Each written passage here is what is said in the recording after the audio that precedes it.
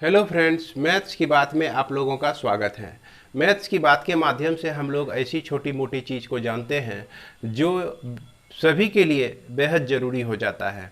चाहे वह स्टूडेंट जो क्लास 9, 10, 11, 12 में पढ़ते हो, या तो वैसे स्टूडेंट जो कि कंपटीशन की तैयारी भी कर रहे हो, उसे भी यह जानकारी रखनी बहुत ही ज़रूरी हो जाती है मैथ्स में। ये मैथ्स का बेसिक चीज़ होता है। इस चीज़ की जानकारी सभी को होनी चाहिए। तो आइए आज हम लोग मैथ्स की बात में जानने जा रहे हैं ट्रेंगल के बारे में। तो यह ट्रेंगल जिसको हम लोग हिंदी में त्रिभुज कहते हैं, ट्रेंगल जिसको हम लोग हिंदी में त्रिभुज कहते हैं, त्रिभुज की आकृति इस तरह से होती है। ये आप देख सकते हैं त्रिभुज इस तरह से। इसकी परिभाषा हम लोग इस तरह से कर सकते हैं कि a plane figure bounded by 3 line segment is called triangle. या तो एक ऐसी समतल आकृति जो 3 रेखा खंडों से घिरी होती है उसे हम लोग त्रिभुज कहते हैं। त्रिभुज के पार्ट्स को अगर देखा जाए कि त्रिभुज में क्या क्या पार्ट्स होते हैं, तो त्रिभुज में 3 वर्टिसेस होते हैं, 3 साइड्स होते हैं और 3 एंगल्स होते हैं। क्या क्या होते हैं? एंगल होते हैं इसमें। एंगल कहने का मतलब कोण जो होते हैं इसमें 3 होते हैं।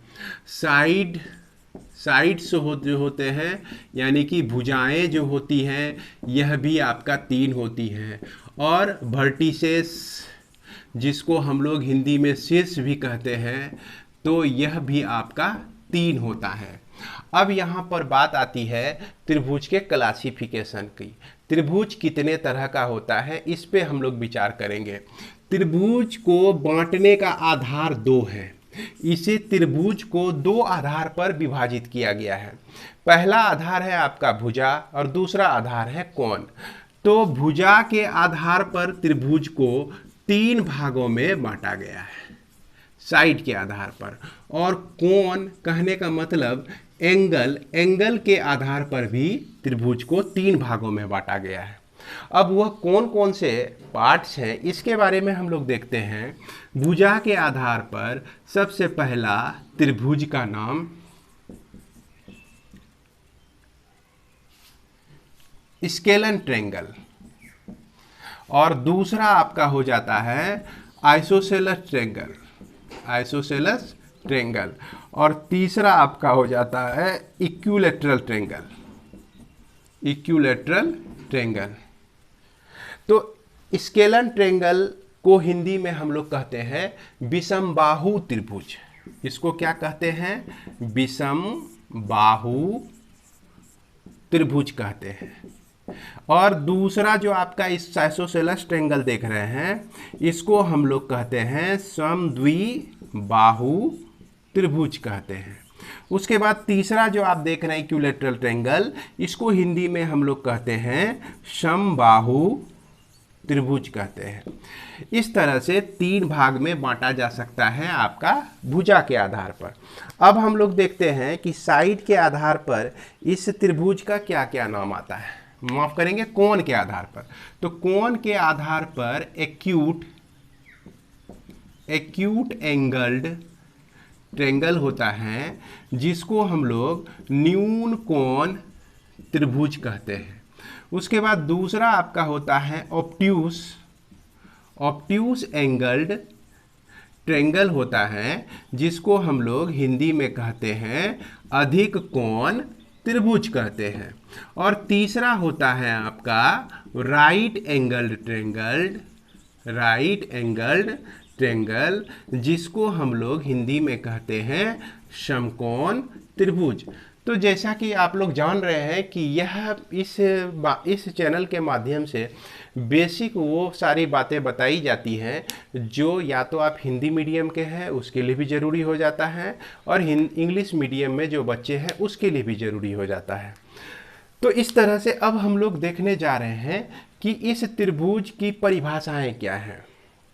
तो स्केलन ट्रेंगल को हम लोग इस तरह से परिभाषित कर सकते हैं कि एक ऐसा ट्रेंगल जिसकी सभी भुजाएं आपस में एक दूसरे के बराबर नहीं हो, all sides are unequal, is called scalene triangle. Isosceles triangle किसको कहेंगे, यानी समद्विबाहु, सम मतलब बराबर, द्वि मतलब दो, जिस त्रिभुज की दो भुजाएं बराबर हो उसे हम लोग आइसोसेलेस ट्रायंगल कहते हैं। दूसरे शब्दों में बोल सकते हैं a triangle in which any two sides are equal, are of equal in length is called isosceles triangle. Equilateral triangle यानी कि समबाहु त्रिभुज हम लोग किसको कहेंगे, कि ऐसा त्रिभुज जिसकी सभी भुजाएं बराबर हो, यानी कि a triangle in which all sides are equal is called equilateral triangle. Acute angle triangle, न्यून कोण त्रिभुज। न्यून कोण त्रिभुज में सभी कोणों की माप जो होती है 0 से 90 के बीच में होती है, यानी कि a triangle in which measure of each angle more than 0 degree and less than 90 degree is called acute angle triangle. उसके बाद ऑब्ट्यूस एंगल ट्रायंगल हम लोग किसको कह सकते हैं, कि ऐसा त्रिभुज जिसमें किसी एक कोण की माप क्या हो, 90 डिग्री से बड़ा हो, 180 डिग्री से छोटा हो, उसको हम लोग अधिक कोण त्रिभुज कहते हैं। इसके बाद राइट एंगल ट्रायंगल किसको कहेंगे, कि एक त्रिभुज जिसमें किसी एक कोण की माप 90 डिग्री के बराबर हो, तो उसे हम लोग समकोण त्रिभुज कहते हैं। चलिए इसके बाद और भी कुछ बातों को हम लोग इसमें जानते हैं और देखते हैं। इसके बाद हम लोग जाने कि त्रिभुज में माध्यिका, उसके बाद अभिलंब और कोण समद्विभाजक किस तरह से ड्रॉ किया जाता है। तो सबसे पहले हम माध्यिका की बात करें तो माध्यिका को इंग्लिश में हम लोग क्या कहते हैं, मीडियन कहते हैं। मीडियन में पहला नंबर जो मीडियन है आपका, मीडियन यानी कि माध्यिका, ये किस तरह से हम लोग प्राप्त करते हैं, कि अगर किसी त्रिभुज में किसी भी साइड का मध्य बिंदु ले लीजिए और उसके अपोजिट वर्टेक्स से उसको मिला दीजिए। मध्य बिंदु के साइड का मध्य बिंदु के अपोजिट क्या मिलेगा आपको, वर्टेक्स मिलेगा, इसको मिला दीजिए। तो इसी को हम लोग क्या कहते हैं, माध्यिका कहते हैं। ए डी जो है आपका, ए डी क्या हो गया, माध्यिका हो जाता है। तो उम्मीद है कि माध्यिका यानी मीडियन आपको समझ में आ गया होगा। अब यदि मान लिया जाए कि इसका मध्य बिंदु ले लें और इस साइड के अपोजिट सम्मुख शीर्ष को हम मिला दें, उसके बाद इसका मध्य बिंदु ले लें और इसको हम इस तरह से सी से मिला दें, तो यह जो कटान बिंदु आपको मिलता है, इस कटान बिंदु का नाम होता है आपका सेंट्रॉइड होता है। इसका क्या नाम होता है, सेंट्रॉइड होता है, जिसको हम लोग हिंदी में केंद्रक भी कहते हैं, जिसको हम लोग हिंदी में केंद्रक भी कहते हैं। तो बच्चों ये मीडियंस आपको हर एक जगह यूज में आने वाला है, इसीलिए इस मीडियन को आप जानिए, निश्चित रूप से जानिए। इसके बाद हम लोग चलते हैं अभिलंब हम लोग किस तरह से ड्रॉ करते हैं। दूसरा एल्टीट्यूड। एल्टीट्यूड क्या होता है कि अगर किसी त्रिभुज में है ना, वर्टेक्स से अपोजिट साइड यानी कि वर्टेक्स से अपोजिट साइड यानी कि सम्मुख भुजा पे हम लोग लंब डालते हैं, उसके बाद बी से भी सम्मुख भुजा पे हमने लंब डाल दिया, यहाँ पर देखिए 90 डिग्री का कोण बन रहा है, और सी से भी सम्मुख भुजा पे हमने क्या कर दिया, लंब डाल दिया।